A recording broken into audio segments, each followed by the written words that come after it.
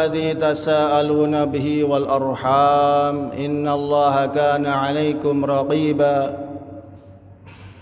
يا أيها الذين آمنوا اتقوا الله وقولوا قولا سديدا يصلح لكم أعمالكم ويغفر لكم ذنوبكم ومن يطع الله ورسوله فقد فاز فوزا عظيما يا أيها الذين آمنوا اتقوا الله حق تقاته ولا تموتن إلا وأنتم مسلمون. Sesungguhnya segala pujian dan sanjungan hanyalah milik Allah Subhanahu wa ta'ala. Kita memujinya, kita memujanya, kita minta ampunan akan segala dosa-dosa kita. Kita berlindung kepadanya dari segala kejahatan, keburukan amal perbuatan kita, dan kita minta pertolongan kepadanya supaya senantiasa menjalankan perintahnya dan menjauhi larangannya. Sebab siapapun orangnya yang telah disesatkan oleh Allah, maka tidak ada satu orang pun yang bisa memberinya petunjuk. Sebaliknya, siapapun orangnya yang telah diberi petunjuk oleh Allah, maka tidak ada satupun orang yang bisa menyesatkan. Salawat dan salam semoga tercurahkan kepada Nabi kita Muhammad sallallahu alaihi wasallam beserta keluarga dan para sahabatnya, dan mudah-mudahan kita mendapatkan syafaatnya di hari kiamat nanti. Allahumma amin. Ma'asyiral muslimin wal muslimat rahimani wa rahimakumullah. Hadani Allah wa iyyakum jamaah Majelis Ta'lim Masjid Cokro Aminoto. Pertama-tama tentunya kita senantiasa bersyukur kepada Allah karena kita di negeri kita tercinta ini, Indonesia, yang kita banggakan, yang kita cita-citakan agar supaya negara ini menjadi baldatun thayyibatun wa rabbun ghafur, negara yang terbaik dan penuh dengan ampunan dari Tuhan. Baldatun thayyibah, negara yang thayyibah, yang terbaik, gemah ripah jinawi, toto tentrem kerto raharjo. Juga warabbun ghafur, Tuhan yaitu Allah Subhanahu wa taala, Rabb, senantiasa mengampuni atau penuh dengan ampunan kepada negeri ini. Oleh karena itu saya mengajak kepada panjenengan semua, juga berwasiat pada diri saya sendiri agar lebih memperbanyak istighfar, karena istighfar itu merupakan salah satu cara agar kita terhindar dari dosa-dosa yang kita anggap kecil. Kalau kita biarkan tanpa istighfar, dosanya menumpuk, malah justru menyebabkan kita nilainya di poin pahala kita, poin dosa kita seperti dosa yang besar. Jadi dosa kecil itu jangan dianggap remeh. Hendaknya digembur dengan istighfar, lalu diikuti dengan perbuatan baik. Jadi Rasulullah menyatakan, ittaqillaha haitsu ma kunta wa'adbi sayyidal hasanata tamhuha. Takutlah kamu semua kepada Allah dimanapun kamu berada, dan ikutkanlah perbuatan yang jelek itu dengan perbuatan baik, maka perbuatan baik itu akan melebur daripada dosa-dosa yang telah kita lakukan. Maka jangan kita putus istighfar. Rasulullah SAW saja tidak pernah putus dari istighfar, termasuk sehabis majelis pun pasti diakhiri dengan doa kafaratul majalis, yang di situ ada istighfar dan taubatnya kepada Allah. Dan yang lebih utama lagi, kita di negeri ini bisa beribadah dengan tenang, dengan tanpa adanya gangguan. Berbeda dengan negeri-negeri yang mayoritasnya bukan kaum muslimin. Banyak dari saudara-saudara kita dulu ya di Myanmar ya, bahkan sampai di genosida, di genosid ya, dari muslim di sana karena tidak ada pembelaan dari negara muslim, dan sayangnya juga tidak ada istilahnya amal tentang jihad ya, hanya tentang hijrah, akhirnya tidak bisa mempertahankan diri, dan sayangnya lagi tidak ada jamaah kaum muslimin yang membantunya, akhirnya habis dari Rakhine ya. Yaitu di Myanmar sudah isinya di Rakhine itu orang-orang Buddha. Nah yang terbaru juga di India. Di India ini kaum muslimin banyak madrasahnya dihancurkan, masjidnya, bahkan masjid bersejarah semua dihancurkan oleh partai yang berkuasa BJP yang haluannya berupa haluan Hindu ekstrim, yaitu Hindutva. Hindutva ini kalau menganggap orang Islam itu seperti setan. Sehingga di India sekarang ini walaupun jumlah di sana itu orang Islam di sana itu banyak, tetapi mereka senantiasa terancam ya oleh yang namanya persekusi. Hanya hal sekecil apa saja, hanya berkata sesuatu yang sifatnya misal menggambarkan warna biru ya, terus mencemooh warna biru, lalu ujug-ujug dikaitkan dengan Dewa Siwa, akhirnya terjadi persekusi ya, banyak kaum muslimin yang di sana rumahnya digusur ya, madrasahnya digusur, masjidnya digusur ya. Tetapi tentu sebagaimana biasanya media-media mainstream yang ada, entah itu BBC, CNN, Fox News dan sebagainya, termasuk di Nusantara ini tidak ada yang memberitakan. Hanya ada di media-media sosial. Nah, syukur alhamdulillah ya. Kita ini istilahnya menangi yang namanya era informasi. Di era informasi ini bisa dikatakan bahkan ibaratnya jarum jatuh pun bisa terkabarkan ya, seperti ibaratnya itu maksudnya ya. Jadi dengan adanya media sosial ini, entah itu yang namanya Facebook, Instagram, TikTok, atau yang namanya WhatsApp dan sebagainya, macam-macam itu bisa digunakan sarana untuk memberikan informasi tentang kabar saudara-saudara kita yang tertindas dan teraniaya, dan bagaimana cara untuk membela mereka dan cara menyelamatkan mereka, paling tidak bersuara agar ada pihak yang peduli ya. Nah yang termasuk yang terbaru saat ini yaitu saudara-saudara kita yang di Gaza. Nah orang bilang katanya Gaza, orang Inggris kata Gaza. Di Gaza ini subhanallah ya Allah ya Rabb ya. Saudara kita yang di sana saat ini bisa dikatakan dalam keadaan yang sangat amat memprihatinkan. Karena sekarang ini mereka yang ada di Gaza itu ketika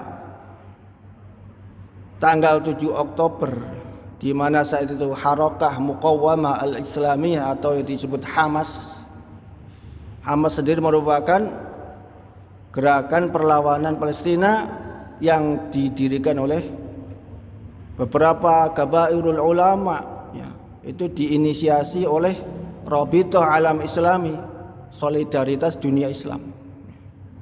Jadi tidak ujuk-ujuk ada, tidak ya. Dan pertama kali yang mengobarkan intifadhah ya, Nah, orang bilang katanya intifada, itu sebenarnya asalnya intifadah, perlawanan itulah harakah muqawamah al-islamiyah atau yang disebut Hamas pakai hak, ya, bukan Hamas, bukan pakai hak. Harakah artinya gerakan, muqawamah kebangkitan, al-islamiyah keislaman. Ya. Yang perlu kita ketahui. Ternyata Israel tidak tinggal diam. Maka bikin organisasi tandingan yang namanya Fatah. Fatah itu yang kemudian menjadi PLO ini, Palestine Liberation Organization, ya. Organisasi pembebasan Palestina yang dipimpin oleh Yasser Arafat. Ini pinternya Yahudi itu di situ. Jadi sesama Palestina diadu. Tetapi perbedaan Fatah dengan Hamas itu sangat besar. Kalau Fatah atau PLO itu bersikap bisa dikatakan hipokrit, ya, atau bisa dikatakan yang nama munafik, ya. Jadi seolah-olah membela Palestina tetapi sebenarnya justru membela Zionis Israel. Yaitu apa? Ketika kawasan kaum muslimin itu diserang oleh Israel, misal satu desa di Palestina diserang, tentu ada perlawanan. Setelah ada perlawanan, tentu Hamas melawan. Nah, disitulah nanti Fatah atau PLO itu hadir sebagai juru damai atau pendamai. Akhirnya yang terjadi apa? Perdamaian lagi atas nama rakyat Palestina. Tetapi ini poin yang paling ironis, ya. Begitu terjadi perdamaian, maka wilayah yang tadi diserang Israel dikuasai tidak dikembalikan kepada rakyat Palestina. Jadi diduduki, diserang lagi, besok lagi PLO datang damai. Damai tapi wilayahnya sudah direbut lagi, tidak dikembalikan. Rakyatnya disuruh hijrah. Kebanyakan istilahnya para ulama yang mendukung PLO itu biasanya fatwanya hijrah saja, buat apa sih? Tetapi tidak dengan Hamas. Bagi Hamas, kewajiban mempertahankan darah kaum muslimin adalah hukumnya wajib. Sehingga akhirnya sampai sekarang ini, ya, Palestina hanya ada dua wilayah yang bisa dikatakan istilahnya masih eksis, yaitu di West Bank atau tepi barat, yang di situ ada Masjidil Aqsa, dan di Gaza atau Gaza Strip, itu jalur Gaza. Nah, West Bank atau tepi barat itu dikuasai oleh PLO. Lalu sekarang diganti apa namanya? Bukan diganti. Ketika di perjanjian Oslo, ya, ada sedikit harapan akhirnya menjadi two state solution, solusi dua negara. Tetapi tidak benar-benar dua negara. Yang terjadi adalah praktik apartheid, ya, yaitu penindasan terhadap rakyat Palestina dan perluasan wilayah dengan menembok, ya, tembok-tembok yang tinggi sampai akhirnya, nah, itu seperti sekarang ini. Di West Bank itu dikuasai oleh PLO dan sayangnya memang yang diakui oleh Uni Eropa, oleh Amerika dan konco-konconya ya PLO. Walaupun dulu pernah terjadi pemilu, kontestasinya adalah antara PLO dengan Hamas,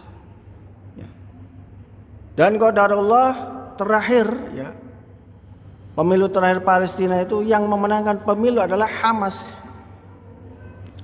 Sehingga sebenarnya secara de facto yang berhak memimpin Palestina adalah dari kalangan Hamas. Tetapi ketika memenangkan pemilu itu, tentu Israel tidak tinggal diam. Dengan dukungan Israel, seluruh petinggi Hamas dibunuh, bahkan istilahnya digulingkan pemerintahannya. Akhirnya mereka hanya bisa berdomisili atau berkuasa di Gaza Strip atau jalur Gaza. Sedangkan yang di West Bank, walaupun seolah-olah ada pemerintahan, tapi sebenarnya tidak ada. Karena juga bisa dikatakan itu pemerintah boneka, bukan the real government, itu bukan. Tapi boneka bikinan Israel, Uni Eropa, Amerika dan sekutunya. Sehingga tidak heran kenapa Yasser Arafat itu nggak kayak pemimpin Hamas yang diburu-buru Israel untuk dibunuh, tidak. Karena dia bolonnya orang apa-apa. Nah, dia bukan bolonnya Israel, sudah habis dari dulu. Nah, sekarang diteruskan oleh Mahmud Abbas. Lah, untuk menjelek-jelekkan daripada Hamas ini atau untuk istilahnya mensahkan daripada propaganda Israel, untuk menghabisi yang namanya Palestinian government, pemerintah Palestina, maka yang pertama langkahnya tadi, Hamas yang memenangkan pemilu, pemerintahnya digulingkan. Yang kedua, dibunuh karakter politiknya. Dikatakanlah Hamas itu adalah bukan gerakan perlawan tapi gerakan teroris. Itu sudah biasa. Jadi itu memang trik lama sebenarnya, termasuk ketika kita dijajah oleh Belanda lalu kemudian terjadi perlawanan, tidak beberapa lama Amerika dan sekutunya yang kita katakan sebenarnya NATO, lalu nikah itu tentara Belanda membonceng untuk menjajah kembali, sehingga terjadi perang kemerdekaan sekian lamanya. Dan apa istilahnya taktik mereka untuk melumpuhkan dan menghabisi pemerintahan Indonesia yang telah mendeklarasikan, memproklamasikan kemerdekaannya, tentu dengan cara pembunuhan karakter secara politik, yaitu apa? Dikatakanlah bahwa tidak ada pemerintahan, adanya ekstremis. Jadi entah itu dari kalangan tentara keamanan rakyat, entah itu dari kalangan laskar santri, Hizbullah atau Sabilillah yang dulu pernah dipimpin oleh Jenderal Sudirman, bahkan akhirnya beliau bergerilya. Lah itu oleh Belanda bahkan oleh sekutu dikatakan ekstremis. Itu sama persis. Lah ternyata hal itu juga terjadi sekarang ini. Jadi gerakan perlawanan yang dilakukan oleh kalangan kaum muslimin, cara yang paling tepat maka adalah dengan dicap sebagai teroris, sehingga ada pembenaran untuk memberangus dan menghabisi dengan dalil bahwa Israel membela dirinya, the right of defense. Israel berhak untuk mempertahankan diri. Padahal logikanya yang dikatakan membela diri adalah negara yang diserang atau negara yang terjajah. Ini mereka memang berusaha membalikkan fakta. Inilah yang namanya Dajjal modern sekarang ini, itu diantaranya Israel ini. Jadi rakyat Palestina yang dijadikan tersangka, padahal sebenarnya rakyat Palestina adalah korban. Jadi agar untuk justifikasi pembenaran daripada penguasaan wilayah Palestina secara penuh yang sekarang tinggal West Bank dan Gaza Strip, maka caranya seperti itu. Dan benar terjadi. Begitu Masjidil Aqsa ya, bisa dikatakan senantiasa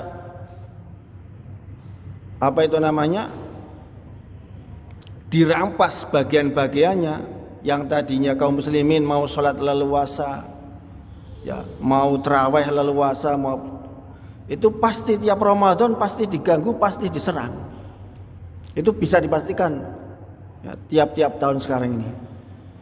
Dan terakhir bahkan dibakar dan sebagainya. Ya tentu harus ada reaksi ya, harus ada reaksi. Tetapi ketika reaksi itu atau perlawanan itu terjadi, maka dikatakanlah bahwa itu tindakan terorisme. Itu pintere Dajjal ki ngono kuwi. Dan akhirnya hal itu justru dijadikan alat oleh Israel untuk membumi hanguskan, untuk meratakan Gaza dengan tanah, atau bisa dikatakan nanti petanya akan dihilangkan. Tidak lain dan tidak bukan tentu dengan cara mempersalahkan Hamas.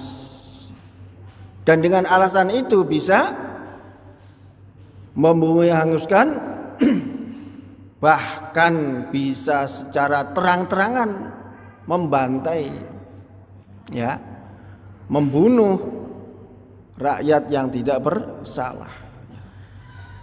Tetapi tentu tidak semua orang itu bodoh, tidak semua orang itu buta, tidak semua orang itu istilahnya terkena daripada propaganda Zionis. Apalagi sekarang eranya era informasi. Yang mereka tutup-tutupi selama 75 tahun, yang dulu negara barat tidak tahu termasuk rakyatnya, sekarang terbuka semua. Dan mereka tahu sebab membaca sejarah, entah itu di YouTube, di Google dan sebagainya, ternyata benar bahwa awal daripada tragedi di Palestina itu tidak lain dan tidak bukan adalah tragedi Nakba, atau ketika Israel mencaplok sepetak tanah di Palestina tahun 1948 yang benar-benar didukung oleh Amerika dan sekutunya. Ketika dideklarasikan negara Israel yang saat itu dipimpin oleh presiden pertamanya Ben Gvir, itu adalah seorang wanita. Ya tentu orang-orang Arab marah. Maka terjadilah perang Arab Israel. Tapi sebenarnya tidak benar-benar Arab Israel, tapi Zionis yang datang dari Amerika, dari Eropa, ya, dengan bantuan NATO, senjata yang canggih dan komplit. Itu sebenarnya yang berperang bukan Israel tapi Zionis dari seluruh dunia melawan orang-orang Arab, ya, sehingga orang-orang Arab yang solidar ini dikatakan Ikhwanul Muslimin. Ya, dulu ada gerakan Ikhwanul Muslimin itu dari situ, dari laskar-laskar yang bersatu di kalangan kaum muslimin. Lah kekalahannya juga ketika pemerintah Liga Arab itu ditundukkan oleh Amerika. Kalau tetap bela Israel, mereka justru akan diserang. Sampai sekarang mereka tidak berani. Maka tidak ada harapan di Liga Arab itu. Karena dari dulu memang yang memberikan kemerdekaan bagi mereka, yang memberikan fasilitas bagi mereka adalah negara-negara Eropa. Kenapa bisa demikian? Karena dulu mereka itu pernah mengadakan pemberontakan kepada kekhalifahan Turki Utsmani. Jadi sebelum terjadi peristiwa seperti ini, itu juga bisa dikatakan dosa dari bangsa Arab sendiri. Yaitu ketika mereka mau dibujuk untuk memberontak kepada kekhalifahan Turki Utsmani. Akhirnya mereka dengan dukungan dari negara-negara penjajah seperti Prancis, Inggris sebagainya dipersenjatai memberontak kepada kekhalifahan Turki Utsmani. Yang sampai sekarang itu benderanya rata-rata di Jazirah Arab, atau yang bisa dikatakan dulu itu ada namanya Pan Arab ya. Itu negaranya itu pasti benderanya hijau, hitam, putih, merah. Itu melambangkan dinasti Arabia. Ya. Warna merah, warna hijau, warna hitam itu ada maknanya semua. Misal warna merah kekuasaan Bani Abbasiyah, ya. Warna hitam kekuasaan Bani Umayyah, ya. Dan lain sebagainya. Di situ dibanggakan nilai-nilai daripada kearapannya, ya. Dengan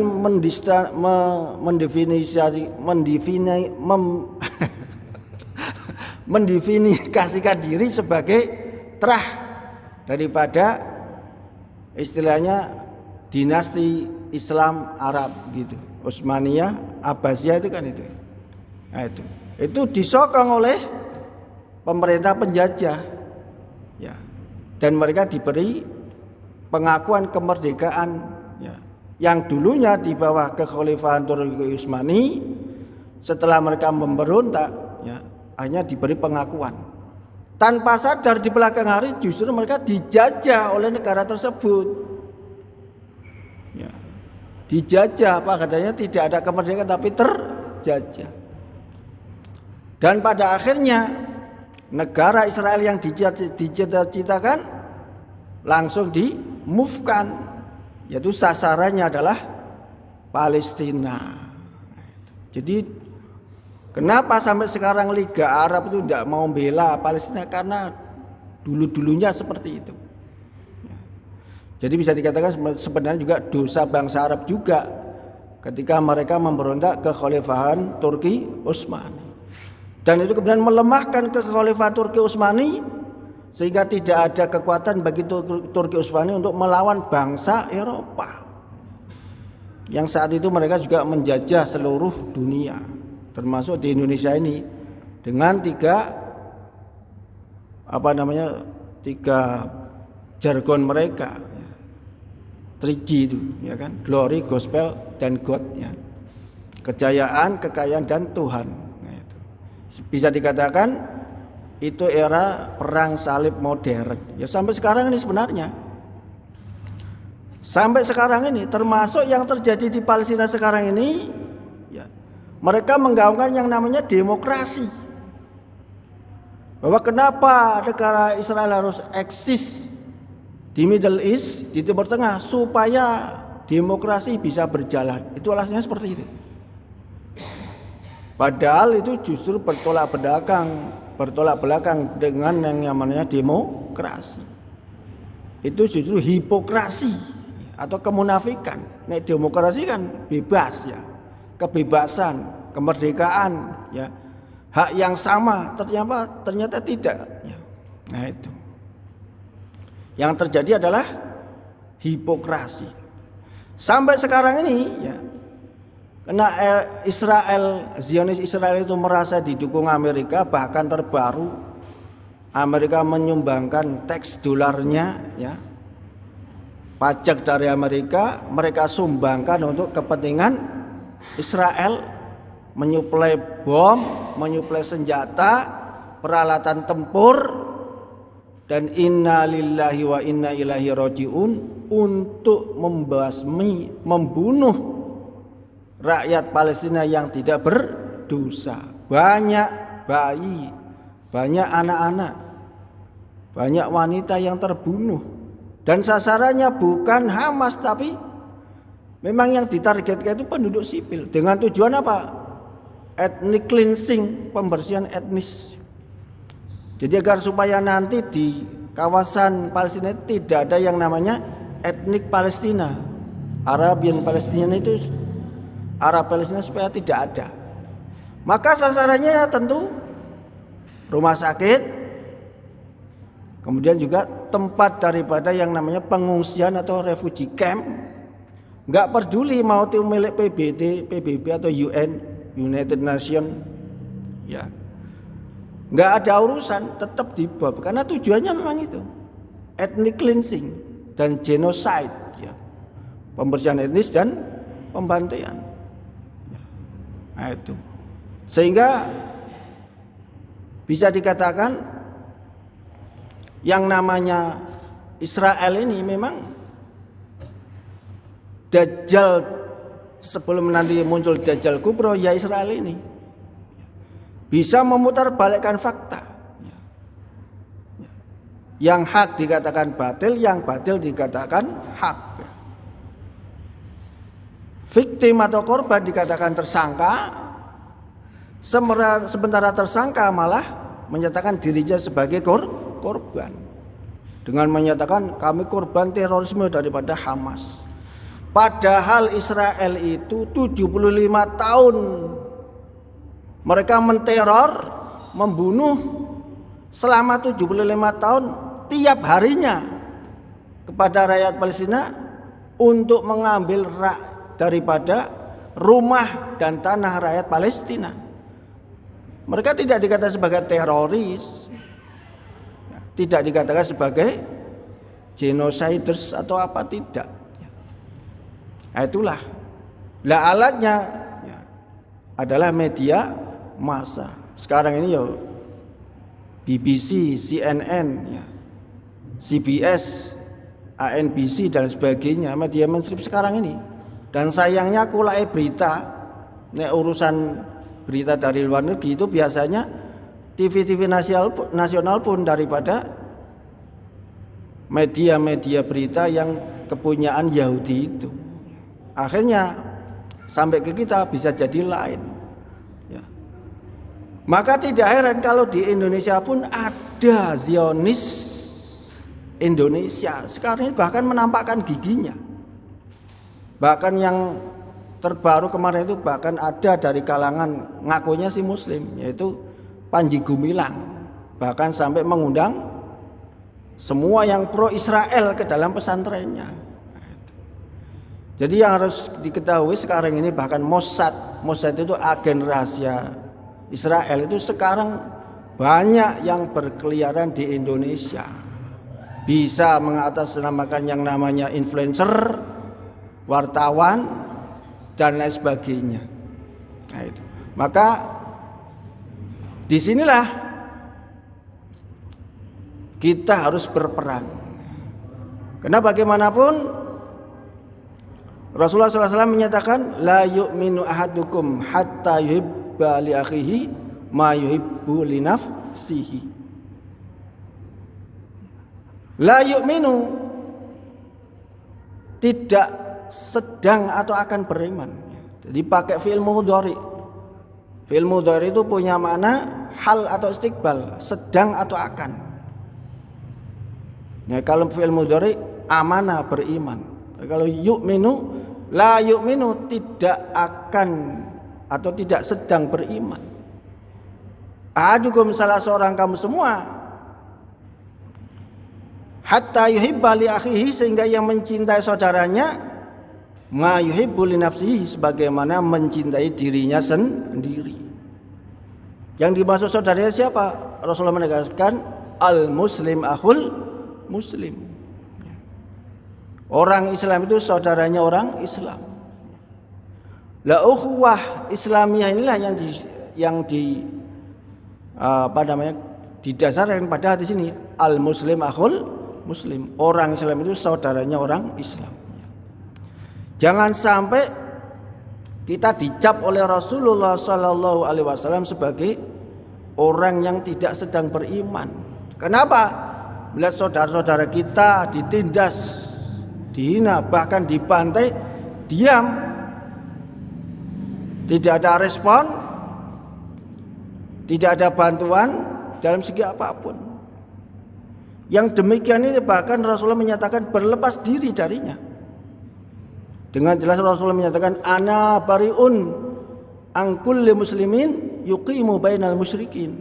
Ini alhamdulillah Bulughul Maram sudah sampai bab jihad itu ya. Itu di antara hadisnya itu. Ya, pas pagi, ya, pas biasa ikuti kajian saya di tiap hari Senin sampai Kamis ya, pas Bulughul Maram, pas kebetulan bahas itu, hadis itu disebutkan. Aku kata Rasulullah, bariun berlepas diri. Angkul muslimin dari tiap-tiap orang muslim. Muslim itu julukan daripada yang mengamalkan aktivitas Islam. Syahadat, sholat, zakat, puasa, haji bagi yang mampu itu namanya muslim. Entah hatinya mukmin atau tidak. Nek mukmin itu julukan orang yang beraktivitas iman, percaya pada Allah, malaikat, ya, kitab Allah, Rasulnya, hari kiamat dan hari akhir, qada dan takdir. Orangnya namanya mukmin. Maka bisa dikatakan muslim itu belum tentu mukmin itu bisa. Karena zahirnya saja dia melakukan itu semua. Misal naik haji supaya dipilih padahal dia bukan dari golongan yang taat, ya. Bisa jadi presiden, titel hajinya bisa untuk menaikkan suara dari kalangan kaum muslim. Ini contoh saja. Nah ini, yang namanya muslim itu berarti yang mempraktikkan syahadat, sholat, zakat, puasa dan haji. Rasulullah menyatakan, ana bariun, aku berlepas diri, angkul muslimin, dari tiap-tiap muslim, berarti per individu, saben-saben. Yuqimu, yang tegak berdiri, bainal musyrikina, di antara orang-orang musyrik, di antara musuh-musuh Allah. Ngakunya muslim, di hadapan khalayak, saya juga muslim loh.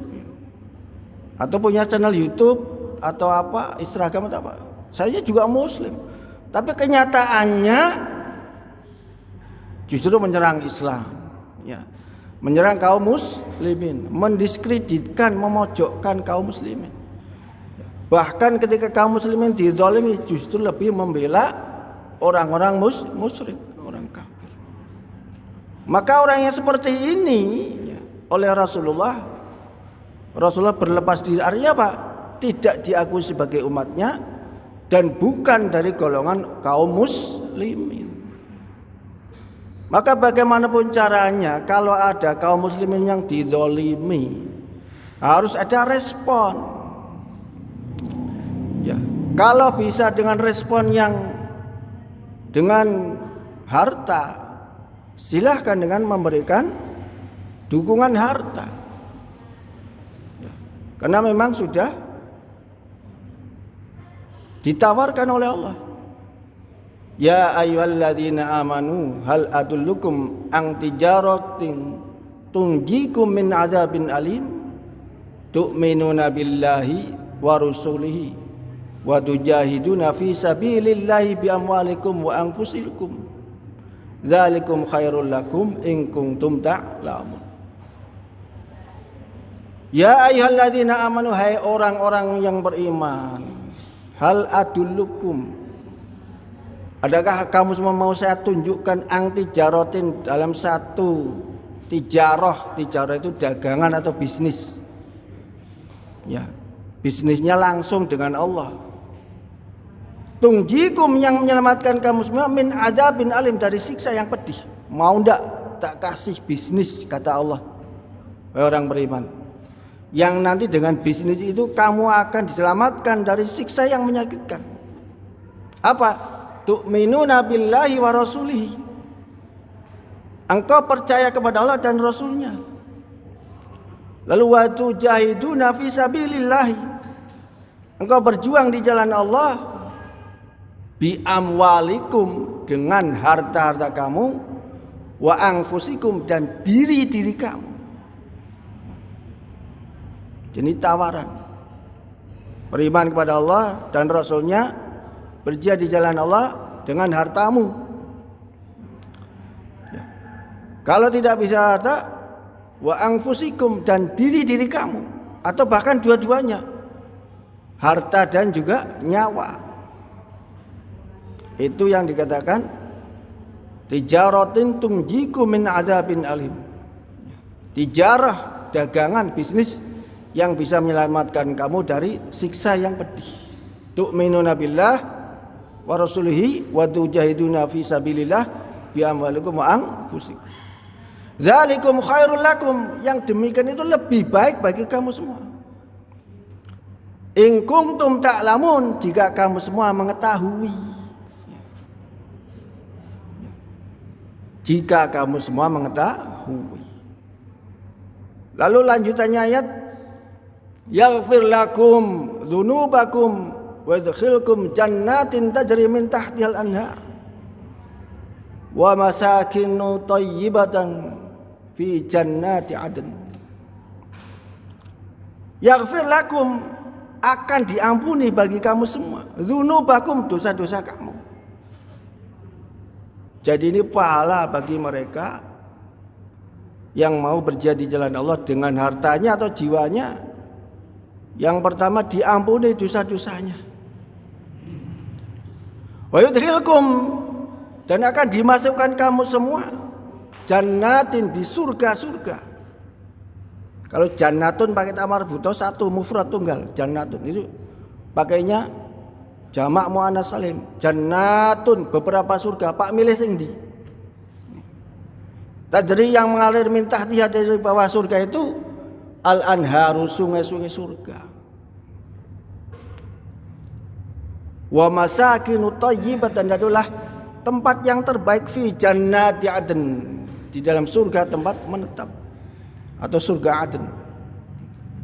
Nah, ini ditawarkan oleh Allah untuk kita. Makanya kalau tidak bisa harta, pakai jiwa, sumbang donasi atau apa caranya, ya, itu lebih baik. Tidak bisa harta, tidak bisa nyawa, maka kembali kepada Rasulullah.